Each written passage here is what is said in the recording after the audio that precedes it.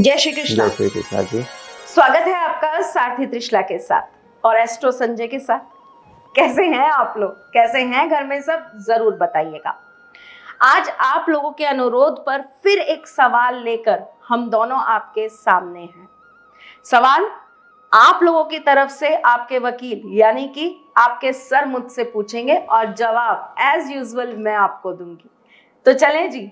बताएं क्या सवाल है आज आपका। जी सवाल ये है त्रिशला जी कि हम और आप कई घरों में वास्तु करने जाते हैं, कई शहरों में वास्तु करने जाते हैं और करके भी आते हैं, लेकिन मुझे एक चीज़ बताइए, कई लोगों को मैंने वास्तु करते हुए देखा है, समझा है। मुझे इस बात का जवाब दीजिए, क्या इस वास्तु में ज्योतिष की भूमिका क्या होती है? क्या कुंडली से वास्तु जोड़ा जा सकता है, या जब हम वास्तु करते हैं तो कुंडली का ज्ञान होना बहुत जरूरी होना चाहिए, अनिवार्य है? क्या ये सही है?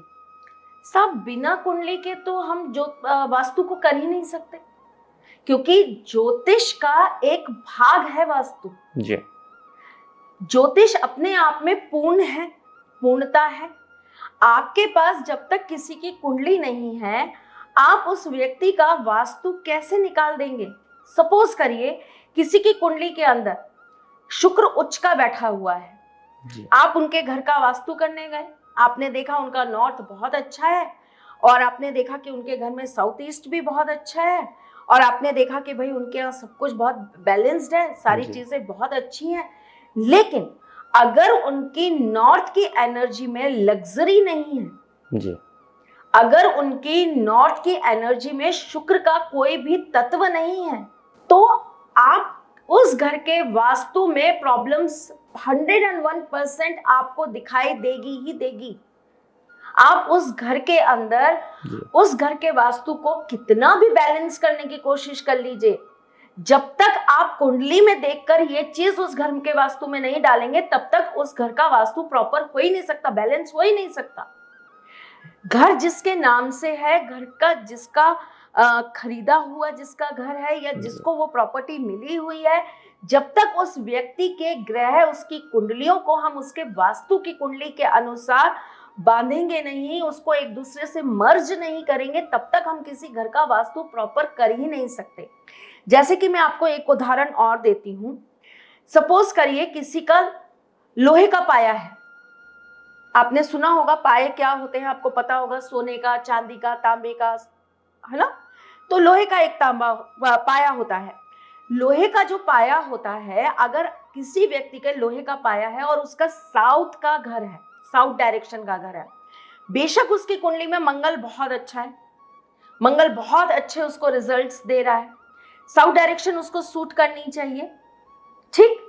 लेकिन अगर उसका लोहे का पाया है, वही साउथ का घर उसके लिए विनाशकारी साबित हो जाएगा, उसको बर्बाद कर देगा। साउथ डायरेक्शन के अगर रूम में, ऐसा कहते हैं ना कि साउथ वेस्ट का जो रूम होता है वो सबसे बढ़िया होता है घर के प्रमुख के लिए, लेकिन अगर उसका लोहे का पाया है और उसको आपने साउथ वेस्ट में अगर आपने रुकवा दिया, उसको साउथ वेस्ट के कमरे में रख दिया, ऐसा व्यक्ति डिप्रेस्ड हो जाएगा, हर एक चीज में कंफ्यूज्ड हो जाएगा, लाइफ में हर चीज में स्ट्रगल में आ जाएगा, उसकी प्रॉब्लम्स इतनी बढ़ जाएंगी, शारीरिक, मानसिक, आर्थिक, और वो ये कहेगा कि क्या प्रॉब्लम है, घर तो मैंने एकदम वास्तुशास्त्री से बनाया है, साउथ वेस्ट का मेरा बेडरूम है, वही होना चाहिए क्योंकि मैं घर का प्रमुख हूं जी। इसी प्रकार से अगर हमने कोई घर ले लिया और हमारी कुंडली के अंदर राजयोग है, राजयोग है हमारी कुंडली में, बहुत अच्छी बात है, हमने घर ले लिया, किसी वास्तुशास्त्री को बुलवा के पूरे प्लान से हमने वो घर वास्तु के अकॉर्डिंग बनवा लिया। आपने अगर उस जगह के एलिमेंट को चेक नहीं करवाया, आपने यही चेक नहीं करा कि राजयोग लेकर अगर आप रासिक भूमि में नहीं बैठे तो आपका राजयोग काम कैसे करेगा। ये तो बहुत महत्वपूर्ण जानकारी दी आपने, शायद इसीलिए मेरा खुद का राजयोग आने में बहुत समय लग गया। मेरी भूमि और मेरा जो एलिमेंट्स थे शायद गलत थे। जी बिल्कुल, आपने मुझसे परामर्श नहीं लिया। देखिए ये गलती तो मैं कर चुका हूँ कि मैंने सही जगह सही लोगों से परामर्श नहीं लिया, लेकिन ये गलती आप बिल्कुल मत कीजिए। आप सही लोगों पर, सही जगह पर, सही समय पे पहुँचें और सब कुछ ठाकुर जी की कृपा से सब कुछ ठीक हो जाएगा।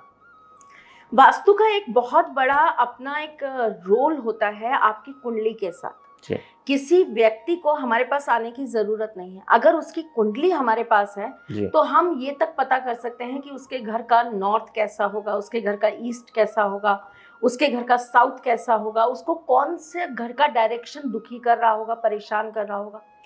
अगर आपको याद हो, हमारे पास एक पर्सन आए थे, अगर आपको याद हो, बहुत बुजुर्ग थे और वो लखनऊ से आए थे जी। और उन्होंने अपनी कुंडली दिखाई थी और हमने उनसे ये कहा था कि आपके घर के पीछे वाली जो साइड है वो कच्ची है जी। और उसी वजह से आपके घर में नेगेटिविटीज आ रही हैं और वही जगह आपको पूरी तरीके से बर्बाद कर रही है। आप वहां पर कुछ कंस्ट्रक्शन करा दीजिए, आपकी चीजें ऑटोमेटिकली ठीक हो जाएंगी। हम तो उनका वास्तु देखने भी नहीं गए थे, हमने तो उनका घर भी नहीं देखा था, ना हमें पता था कि वो किस तरह के घर में रह रहे हैं, उनके घर का क्या रूप रंग है, हमें नहीं मालूम।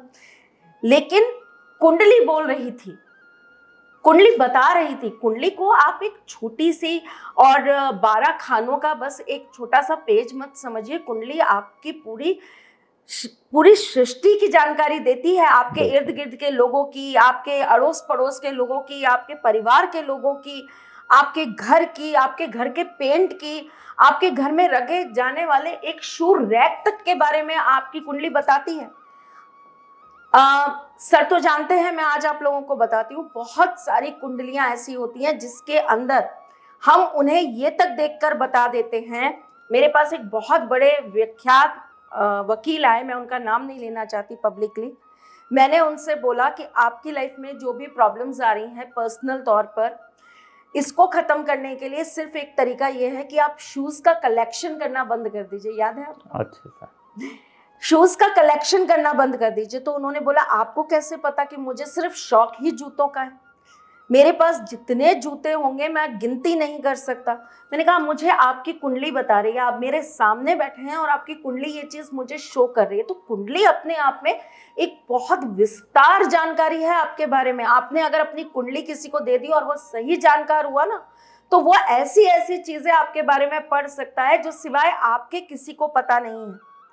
पर लोग गलती क्या करते हैं, लोग ऐसे सही जानकारी वाले लोगों के पास जाने की बजाय छोटी छोटी चीजों पर आपको जो चीजें ज्ञान दे देते हैं। जैसे किसी ने आपकी न्यूमरोलॉजी देखकर आपको बता दिया, अरे आप तो नंबर 1 हैं, आपके अंदर तो बहुत काम करने का जुनून होगा, आप तो बहुत पैशनेट होंगे अपनी लाइफ के लिए, अपने काम के लिए, आपको बहुत ऊंचाइयां चाहिए होंगी, आपको तो अपना नाम बनाने का, अपना यश मान सम्मान आपको पाने का बहुत आपके अंदर जुनून होगा।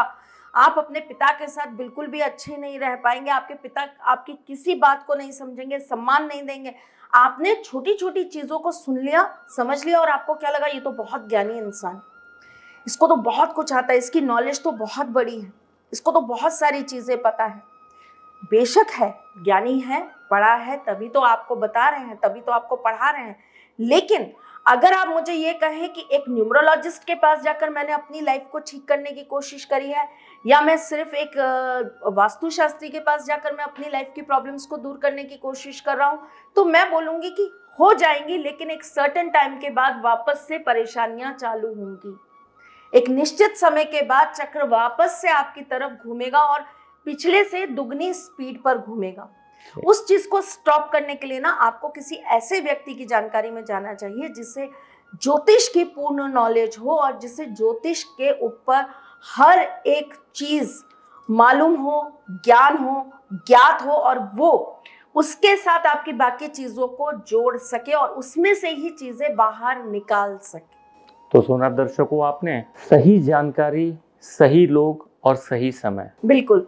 तो फिर आते हैं सही चीज, सही जानकारी, सही लोगों के साथ कुछ नया, कुछ अलग, कुछ अद्भुत लेके। तब तक के लिए मुस्कुराते रहिएगा, रिश्तों में मजबूती बना के रखिएगा, अपने साथी के साथ यूं जुड़े रहिएगा, प्यार देते रहिएगा, प्यार लेते रहिएगा, ख्याल रखिएगा अपना और उनका जिनसे आप प्यार करते हैं। मैं जल्द आपसे मिलने आऊंगी, तब तक के लिए राधे कृष्ण। सारथी मां त्रिशला ज्योतिष के क्षेत्र में विश्व विख्यात नाम है। ज्योतिष शास्त्र में पीएचडी मां त्रिशला पिछले 22 वर्षों से ज्योतिष की सभी परंपरागत विधाओं के साथ साथ अनेक दुर्लभ गुण विधाओं जैसे परछाई एवं लफ्ज के अध्ययन से अपनी सटीक भविष्यवाणी और पूर्वानुमान के लिए विख्यात हैं। अपने उपायों द्वारा लाखों लोगों का जीवन संवार चुकी मां त्रिशला लगातार 2016 से ज्योतिष विभूषण अवार्ड प्राप्त कर रही हैं। साल 2018 में उन्हें उत्तराखंड के मुख्यमंत्री त्रिवेंद्र सिंह रावत ने ज्योतिष विभूषण अवार्ड से सम्मानित किया था और साल 2016 में उन्हें राजस्थान में बेस्ट एस्ट्रोलॉजर के अवार्ड से नवाजा जा चुका है।